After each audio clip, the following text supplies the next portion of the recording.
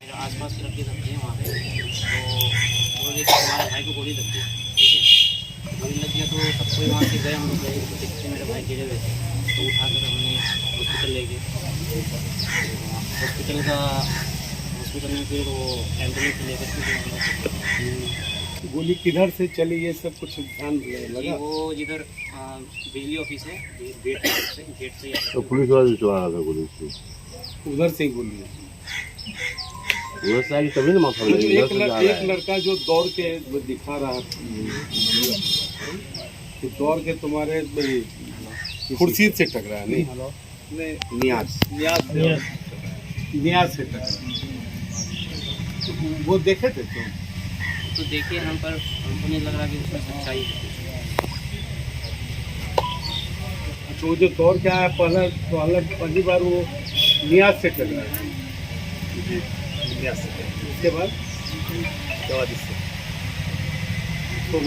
नहीं टकराया नहीं, नियाज से टकराने के बाद चाइना साइड जो है टकराने के बाद चाइना साइड भाग। बिजली मांगने गए बारसोई के लोगों के साथ जो दर्दनाक घटना हुई,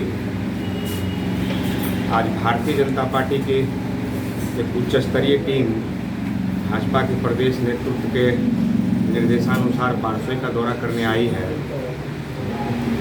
इस टीम में हमारे बिहार सरकार के पूर्व के उप मुख्यमंत्री आदरणीय श्री तारकिशोर प्रसाद जी, रामपुर की विधायक आदरणीय श्रीमती निशा सिंह जी, पूर्व केंद्रीय राज्य मंत्री आदरणीय श्री निखिल चौधरी जी, बरारी विधानसभा क्षेत्र के पूर्व के विधायक आदरणीय श्री विभाष चंद्र चौधरी जी, अपने बलरामपुर विधानसभा क्षेत्र के हमारे भाजपा के नेता आदरणीय वरुण झा जी, हमारे निवर्तमान जिला अध्यक्ष आदरणीय लक्खी जी और हमारे कुछ और नेता यहाँ आए हुए थे। हम लोगों ने मृतक सोनू शाह जी, मृतक खुर्शीद जी और गंभीर रूप से घायल नियाज जी के आवास पर जाकर के उनके परिजनों से मुलाकात की और आसपास के लोग और कुछ उस धरना में जो सम्मिलित होने गए थे अथवा देखने गए थे उन लोगों से भी बातचीत करने का काम किया।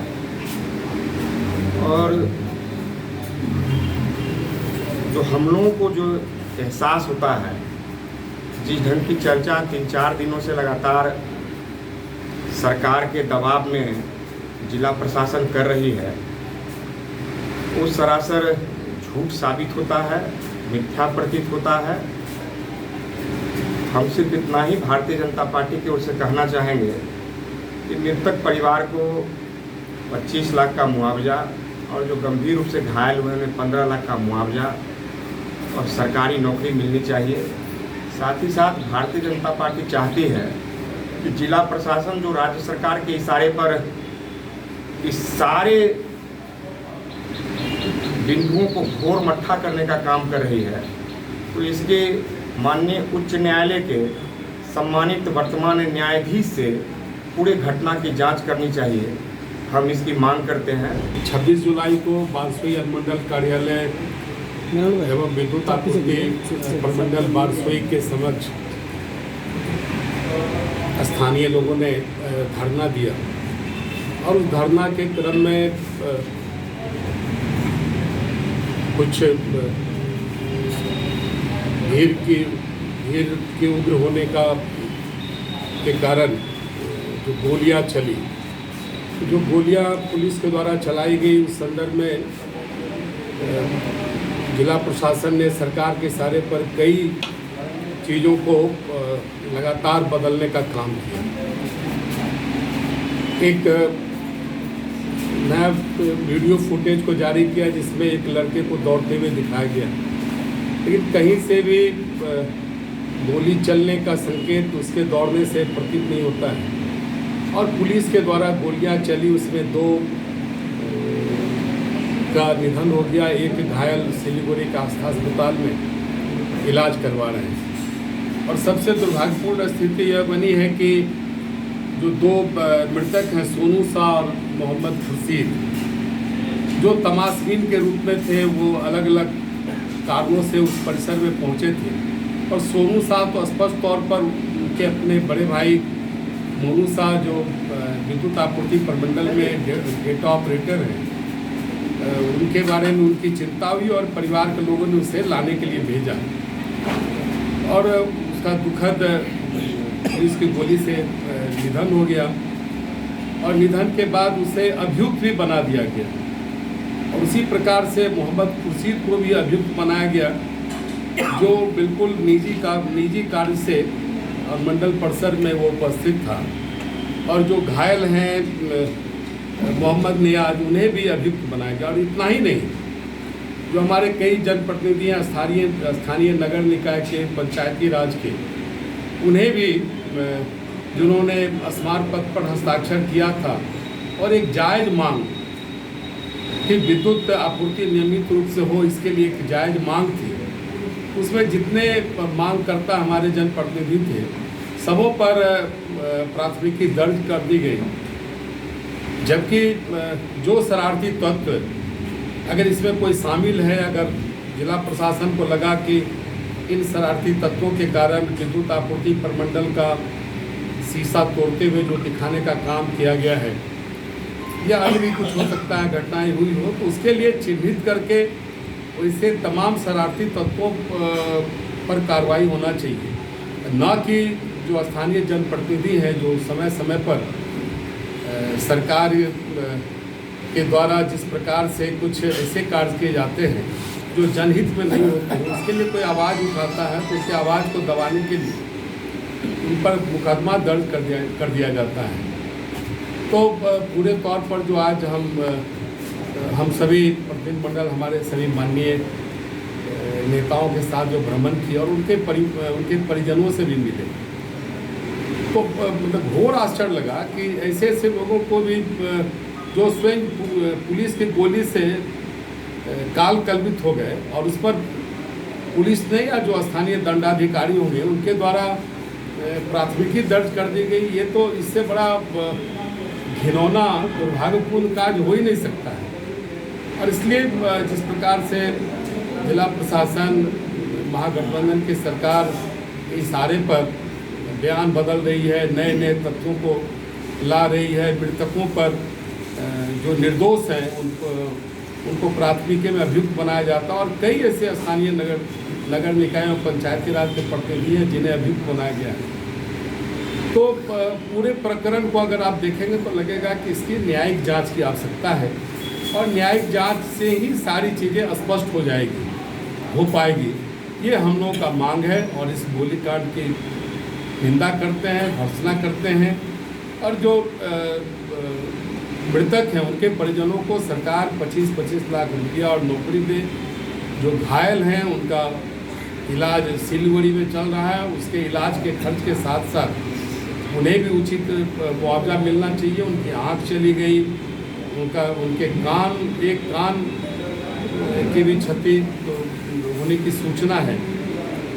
तो मुझे लगता है कि यह निश्चित तौर पर बिना न्यायिक जांच के लोगों को न्याय नहीं मिलेगा। अन्यथा जिस प्रकार से इस लोकतंत्र में जो हमारे जनप्रतिनिधि हैं उनकी आवाज़ को दबाने का प्रयास यह सरकार कर रही है, यह दुर्भाग्यपूर्ण है। और आपने पहले भी देखा होगा कि जब भी कोई सरकारी कर्मी या गैर सरकारी कर्मी, भारतीय जनता पार्टी ने स्वयं जब मार्च किया बिहार विधानसभा में, तो किस प्रकार से हत्या की दृष्टि से लाठीचार्ज करके कार्यकर्ताओं को बुरी तरह मरणासन किया गया, घायल किया गया।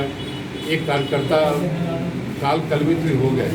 इसके पूर्व भी चाहे शिक्षकों का प्रदर्शन हो, चाहे रसोईया का प्रदर्शन हो, चाहे सेविका सहायिका का प्रदर्शन हो, चाहे वो किसान सलाहकार का, कृषि सलाहकार का प्रदर्शन, सभी प्रदर्शनों को हम वर्तमान सरकार ने लाठीचार्ज से, गोली से इसे दबाने का काम किया है। लगता है कि बिहार में लोकतंत्र खत्म हो गया है, सरकार बर्बाद हो गई है। सरकार लगातार जानलेवा हमला करके लोगों की आवाज़ को दबाना चाहती है। इसलिए इस सरकार पर भरोसा नहीं है। इसकी न्यायिक जांच हो, ज़रूरत पड़े तो सीबीआई की भी जांच हो, जैसा कि मृतकों के परिजन भी मांग कर रहे थे।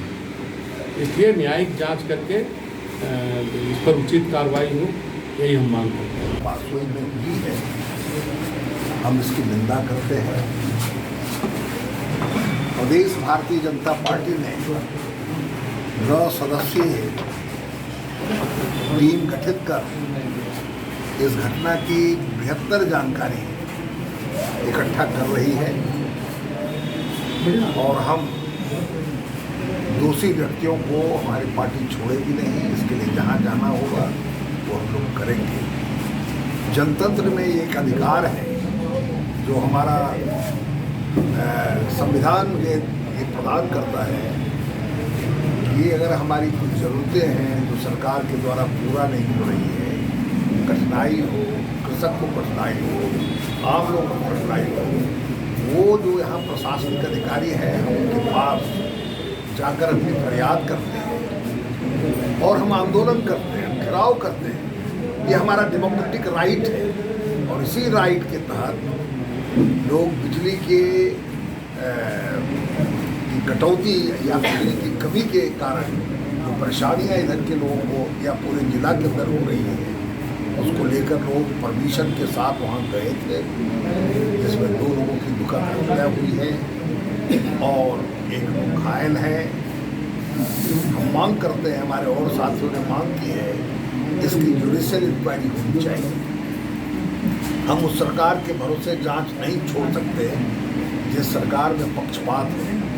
इसलिए हम लोगों का सबका मांग है कि हाई कोर्ट के सिटिंग जज से इसकी जांच हो और दूध का दूध, पानी का पानी हो जाएगा। जो दोषी हैं उनको सजा मिलनी चाहिए। और बात सुनने से कहीं भी ऐसा हम लोग को नहीं लगा कि किसी दूसरे ने उनको मारा। प्रशासन के द्वारा गोली चली और जिनमें उनको जो 1 लोग घायल हुए और 2 की मृत्यु हुई। पूरी तरीके से ये बात प्रमाणित हो चुका है कि मृत्यु प्रशासन के द्वारा ही लोगों के गोली चलाने से हुई है। और हम लोग सोच रहे थे कि चलिए 15 अगस्त 1947 में हम आज़ाद हो गए, पर अब हम लोग बिहार में तो आज़ाद नहीं हैं। हम लोग गुलामी के स्तर से जी रहे हैं और गुलाम देश में लग रहा है कि गुलामी के राज्य में ही रह रहे हैं। तो इस तरह से हमारा मांग है कि मुआवजा जो है, आगे तो सब लोग ने बताया कि मुआवजा की मांग है, पर हमारा सबसे पहला मांग है कि उनको न्याय मिलना चाहिए, हर हाल में न्याय। बस यही बस हम बोलेंगे। कोई जो है मजिस्ट्रेट नियुक्त किया गया और ना ही समुचित सुरक्षा बल का व्यवस्था किया गया। हम लोग अभी हाल में प्रमंडल पदाधिकारी से पूछे तो बोला मैंने सूचित नहीं किया है। अगर आप सूचित नहीं किए तो फिर आपके कार्यालय के सामने धरना से 1 दिन पहले तंबू लगाया था, तो आप बैठे हुए क्या कर रहे हैं? तो निश्चित रूप से जो ये स्थानीय प्रशासन है, ये फेल्योर है। और दूसरी बात है कि जो यहाँ के स्थानीय विधायक माले से हैं और वह सरकार में शामिल है, लेकिन उनका भी बयान आप लोग भी जानते हैं कि उनका भी बयान रोज़ बदल रहा है।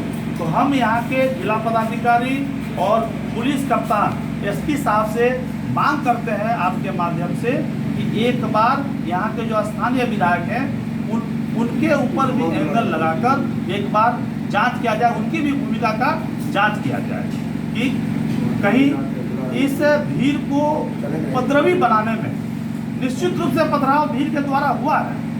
तो ये भीड़ का जो पथराव हुआ है, इस पथराव को अग्रसर बनाने में कहीं यहाँ स्थानीय विधायक की तो नहीं भूमिका है। इस पर भी पुलिस प्रशासन को जांच करनी चाहिए। और दूसरी बात हम कहना चाहेंगे कि ऐसे जनप्रतिनिधि जिसको कि जो सिर्फ सूचना देने के लिए दस्तखत किया, लेकिन वह इस दिन यहाँ मौजूद नहीं था, वैसे लोगों का भी नाम इस एफआईआर में दर्ज है। ऐसे लोग जो बारसोई से बाहर गोरखपुर के हैं, मैं उसका नाम देना चाहता हूँ, रामचंद्र यादव, उसको कोई मतलब नहीं है, लेकिन सुनने में आया है कि उसको जो है सालमारी थाना के पुलिस पदाधिकारी से 2-3 महीना पहले कुछ अनबन हुआ था, इसलिए उसका नाम इसमें डाला गया है। कुछ है एक हमारे राधाकांत यादव मुखिया है, वो निश्चित रूप से दस्तखत किए थे, लेकिन वह उस दिन पूर्णिया डॉक्टर के यहाँ गए थे, उसका भी नाम एफआईआर में है।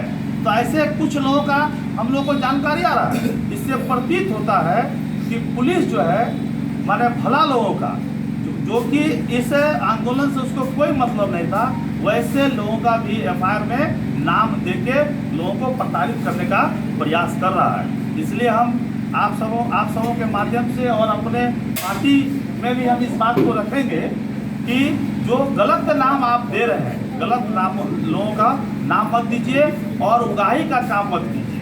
ये 1200 लोगों का जो नाम दे रहे हैं, इस उगाही का काम मत कीजिए। और जो हमारे दल के नेता जो अभी बात रखे हैं कि 25 लाख रुपया मुआवजा, इससे पहले तो हम 50 लाख का डिमांड किए थे। अगर 25 लाख का मुआवजा, कम से कम 25 लाख का मुआवजा मिले, इस पर हम लोग जो है दृढ़ पर एकदम टाइट है और हर परिवार के एक लोगों को सरकारी नौकरी मिले और जो घायल है उसका समुचित इलाज जो है माने सरकार के द्वारा हो और उसको भी 15 लाख का मुआवजा मिलेगा।